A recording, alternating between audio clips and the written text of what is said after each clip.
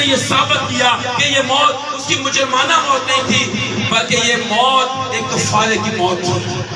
اس کا مردوں میں سے جی اٹھنا یہ بات ثابت کرتا ہے کہ وہ خدا کا بیٹا ہے۔ یہ ثابت کرتا ہے کہ کوئی قبر جو ہے، کوئی پتھر جو ہے، کوئی مہر جو ہے، کوئی پیرا جو ہے، وہ اسے قبر میں رکھ نہیں سکتا ہے۔ وہ مردوں میں سے جی اٹھا، وہ میرے اور آپ کے گناہوں کے لیے مصلوب ہوا، اسے جان دی، لیکن اس نے قبر اور موت پر فتح پائی۔ وہ مردوں میں سے اس لیے جی اٹھا تاکہ میرے مایوس کن حالات کو، میرے کرائسس کو، میری مشکلات کو وہ اپنے اوپر اٹھا لے جائے اور مجھے اس میں سے نکالے، اور وہ جو آسمانوں سے بھی اوپر چڑھ گیا وہ وہاں بھی گیا جو گہرائی ہے، وہ پتال میں بھی گیا تاکہ وہاں سے بھی ان کو ہمیشہ کے لیے اپنے ساتھ لے جائے۔ تو کلام مقدس میں ہم یہ بات دیکھتے ہیں، مردوں میں سے جی اٹھنے سے وہ پھر اٹھا ٹھہرا، گناہوں کی معافی دینے والا ٹھہرا، ہمارا کفارہ بن کر جی اٹھا۔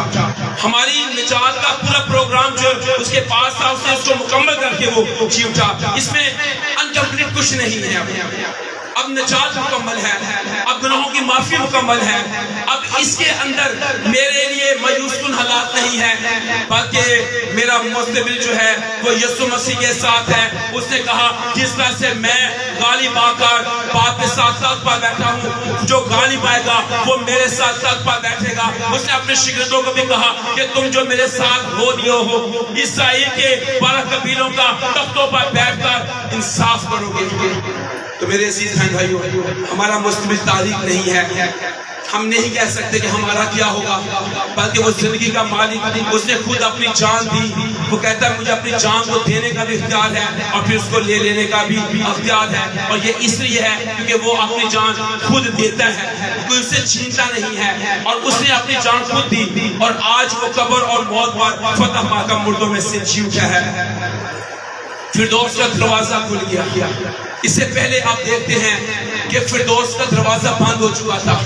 آپ دیکھتے ہیں کہ زندگی کے درخت کے پاس شعلہ سے تلوار کا پہرا لگ چکا تھا، لیکن وہ ڈاکو سے کہتا ہے کہ میں تجھ سے سچ کہتا ہوں کہ تو آج ہی میرے ساتھ فردوس میں ہوگا۔ وہ فردوس کے دروازے کو کھولنے کے لیے مردوں میں سے جی اٹھا تاکہ وہ فردوس کا دروازہ ہمیشہ کے کھلا جائے، کیونکہ وہ قیامت و زندگی ہے، وہ راہ حق اور زندگی ہے، وہ زندگی کی روٹی ہے، وہ زندگی دیتا ہے۔ وہ خود کہتا ہے کہ جو میرے پاس آتا ہے میں اسے زندگی دیتا ہوں، میں چاہتا ہوں کہ وہ زندگی پائیں اور کثرت کی زندگی پائیں، اور وہ کہتا ہے کہ ہمیشہ کی زندگی یہ ہے کہ وہ تجھ خدائے واحد اور بارحق کو اور یسوع مسیح کو جس نے بھیجا ہے جانے، تو ہمیشہ کی زندگی دینے کے لیے وہ مردوں میں سے جی اٹھا۔ ہم کو راست باز ٹھہرانے کے لیے بھی جی اٹھا۔ رومیو کے خط کے 4 باب کی 25 آیت میں اگر وہ مردوں میں سے جی اٹھا ہے اس کے اسباب یہ ہیں، 4 باب 25 آیت، رومیو 4:25۔ وہ ہمارے گناہوں کے لیے حوالہ کر دیا گیا، وہ اگرچہ ہمارے گناہوں کے لیے حوالہ کر دیا گیا، وہ کمزور فیل ہو رہا تھا، وہ لگ رہا تھا کہ قدرت و نبی جو ہے وہ پیلوں سے چڑھ دیا گیا ہے، اگرچہ ہمارے حکمرانوں نے، رومی حکومت نے اسے مصلوب کر دیا ہے، لیکن کلام کہتا ہے وہ ہمارے گناہوں کے لیے مصلوب ہوا تھا۔ ہاں جی، اور ہم کو راست باز ٹھہرانے کے لیے ہم اپنے پاپوں اور گناہوں میں ڈوبے ہوئے تھے، ہمارے گناہوں کا کوئی کفارہ نہ تھا، اور پترس کہتا ہے کہ تم آپ جانتے ہو کہ تمہارا نکما چال چلن جو باپ دادا سے چلاتا تھا اس سے تمہاری خلاصی فانی چیزوں یعنی سونے چاندی کے ذریعے سے نہیں ہوئی ہے، بلکہ مسیح کے پیش کی خون سے ہمارے گناہوں کا وہ کفارہ ہوا۔ ہمیں راست باز ٹھہرانے کے لیے وہ مردوں میں سے جی اٹھا ہے۔ کوئی پتھر، کوئی قبر جو ہے اسے اس میں رکھ نہیں سکتی ہے، کوئی پہرا اسے قید نہیں کر سکتا ہے، کیونکہ وہ ہمیں راست باز ٹھہرانے کے لیے مردوں میں سے جی اٹھا ہے۔ یہ ہمیں فتح یابی کے شادیانے کے ساتھ ایک بڑے جشن کے ساتھ اس کی فتح آسمان پر نظر آتی ہے، زمین کی فضاؤں کے اندر نظر آتی ہے، ابلیس کے قلوں کو ڈھا دینے والی شادمانی نظر آتی ہے، ایک ایسا زبردست نعرہ جو پیشن گوئی کے طور پر بھی تھا، اور پھر اس کو پالوس نے بھی کوٹ کیا، اور کلام کہتا ہے کرسیوں کے خط کے اندر دوسرے باب کی 13ویں آیت کے اندر کہ اس نے گناہوں کی دستاویز جو ہمارے نام پر ہمارے خلاف تھی اسے کینوں سے چڑھ کر سامنے سے ہٹا دیا اور فتح یابی کا شادیانہ بچایا۔ ایک ایسا فتح یابی کا شادیانہ ایک بڑا زبردست جشن. اگر آپ کلام پڑھیں تو لوکا کے انجیل کے اندر لکھا کہ جب ایک گناہ گار کے توبہ کرنے سے آسمان پر کیا ہوتا ہے؟ بڑی خوشی ہوتی ہے. تو جب نسل انسانی باپ آدم کے گناہ سے اب تک جتنے بھی اس نسل انسانی کے اندر تھے وہ تمام نسل انسانی جو گناہ کے نیچے چلی گئی تھی، اس قدر گناہ گار اور پاپی وہ لاتعداد، اس نے ان کو اپنے خون سے اور مردوں میں سے جی اٹھنے سے راسوا چھڑایا، ان کو نجات دی. تو پھر کتنا بڑا جشن ہوگا جس نے کفارے کے کام کو کمپلیٹ کر دیا اور قبر اور موت پر فتح بھی پائی. اگر یسوع مردوں میں سے جی نہ اٹھتا تو اس کی موت جو ہے محض عام سی موت ہوتی، عام مجرمانہ موت ہوتی شاید. اگر وہ جی نہ اٹھتا تو شاید ہم ایسا جشن نہ بنا سکتے، ہمارے پاس کوئی اور امید نہ ہوتی، ہم کسی اور طور سے ہم کہہ نہ سکتے. یہاں پر ایک بڑی اہم بات ہے، اگر یسوع مردوں میں سے جی نہ اٹھتا تو شاید مجھے اس کے لیے بہت کچھ کرنا پڑتا، شاید اس کی قبر پر جانا پڑتا، زیارتیں کرنا پڑتی، چادریں چڑھانی پڑتی، شاید وہاں پر جا کر میں کچھ اور بہت سارے نذرانے مجھے کرنے پڑتے ہیں. لیکن اب یسوع جو مردوں میں سے جی اٹھا ہے اس نے سب کچھ میرے لیے کیا ہے، مجھے یسوع کے لیے کچھ بھی کرنا نہیں پڑا ہے. حالانکہ وہ عورتیں جو صبح سویرے گئی تھی خوشبودہ چیزیں لے کر اس کی لاش پر مرنے کے لیے گئی تھی، لیکن ان کو یسوع نہیں وہاں ملا، انہیں یسوع کے لیے کچھ نہیں کرنا پڑا، بلکہ یسوع نے آپ ہی وہ سوچ رہی تھی یہ قبر کا بڑا پتھر کون لٹکائے گا، ہٹائے گا کون، ہم یسوع کو ملیں گی، ہم اس پر خوشبودہ چیزیں لگائیں گی، کون ہمارے لیے کرے گا، ہمیں اب یسوع کے لیے یہ کرنا پڑ رہا ہے.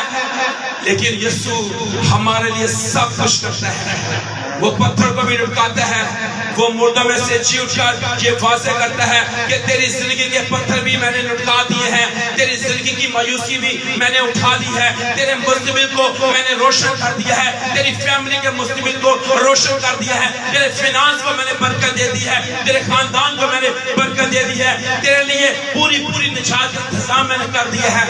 تو کلام مقدس کے اندر یہ لکھا ہے کہ وہ اس لیے مردوں میں سے جھوٹا ایک بڑا جشن ہو، ایک بڑی فتح کی للکار ہے جو ابلیس کو شکست دیتی ہے، جو اس کے قلوں کو ڈھاتی ہے، جو جسم خواہش پر بھی غالب آتی ہے، وہ جسم اور اس کی تمام قوت و خواہشوں پر بھی غالب آتا ہے. میرا یسوع اس لیے قبر میں سے جی اٹھا ہے، وہ مایوس حالات کو درست کرنے کے لیے آیا ہے. ہمارے اندر کے خوف کو جو آج بھی اگرچہ کوئی خوف کے اندر ہو اس کے خوف کو وہ دور کرتا ہے کہ خوف نہ کر، میں مر گیا تھا، میں زندہ ہوں، میں عبدالآباد تک زندہ رہوں گا، موت اور عالم ارواح کی کنجیاں میرے پاس ہے، اس کے پاس اختیار ہے، اتھارٹی ہے.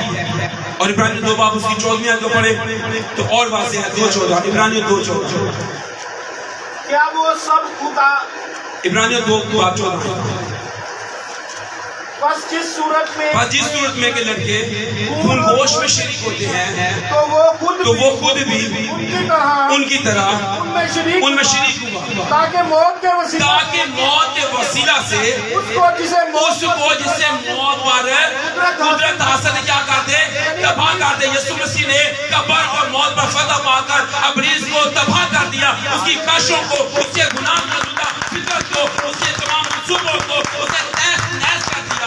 اور وہ کلام کہتا ہے وہ غالب آیا، وہ مردوں میں سے جی اٹھا، اس نے ابلیس کو تباہ کر دیا.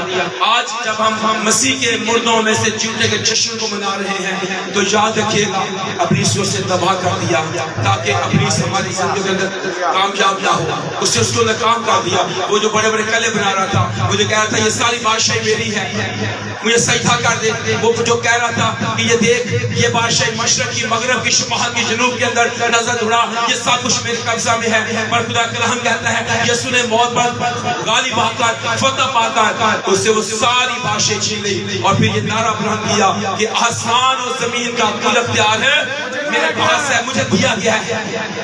وہ بتاتا ہے ابلیس کو، ابلیس تو جو کہتا مشرق مغرب شمال جنوب کا اختیار میرے پاس ہے، اور یسوع نے موت کے وسیلہ سے، قبر پر غالب آنے کے وسیلہ سے گناہ کو ہمیشہ کے لیے ختم کر دیا. تو کلام ہمیں یہ بتاتا ہے یسوع کی قیامت اور زندگی جو ہے وہ بن گیا. یسوع کا جی اٹھنا وہ پہلے سے کہہ رہا تھا قیامت اور زندگی میں. وہ پہلے سے اس بات کی منادی کرتا رہا جو مجھ پر ایمان لاتا کہ وہ مر جائے تو بھی زندہ رہے گا. وہ کہتا کہ تم کبھی نہیں مرو گے. وہ آدم کے گناہ کرنے کے سبب سے جو موت لاگو ہو چکی تھی اس موت سے اس نے موت لے کر چھپا لیا. اب جو مسیح یسوع میں ہیں ان پر کوئی سزا کا حکم نہیں ہے بلکہ وہ موت سے نکل کر زندگی میں داخل ہو جاتا ہے. کلام ہمیں یہ بتاتا ہے اب اس نے ابدیت ہمیں دی ہے, ہمیشہ زندہ رہیں گے, کبھی نہیں مریں گے, اس کی حضوری میں رہیں گے. بخشا کہ اپنے اندر زندگی رکھے اور جتنے قبروں کے اندر ہوں گے خدا کے بیٹے کی آواز سنیں گے اور جتنے سنیں گے وہ سب کیا ہوں گے, وہ جی اٹھیں گے, وہ جی اٹھیں گے. اگر آج ہم خدا کے بیٹے کی آواز کو سنتے ہیں تو پھر ہم جی اٹھیں گے. ہم اس کے ساتھ وہ جو جی اٹھا ہے ہم اس کے ساتھ ہمیشہ کی زندگی پائیں گے. سو خدا اس کام کے وسیلہ سے ہم سب کو بڑی بخشے. آئیے دعا کریں. خداوند یسوع اگرچہ میں مایوس ہوں حالات کے ساتھ لیکن تو نے قبر اور موت پر فتح پا کر میرے حالات کو بھی سدھار دیا ہے.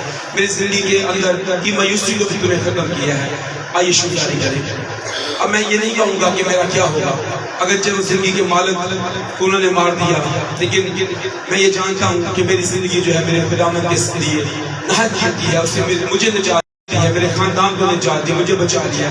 آئیے ہم اس کی شکریہ کریں, اس کی شکریہ کریں. اپنے کے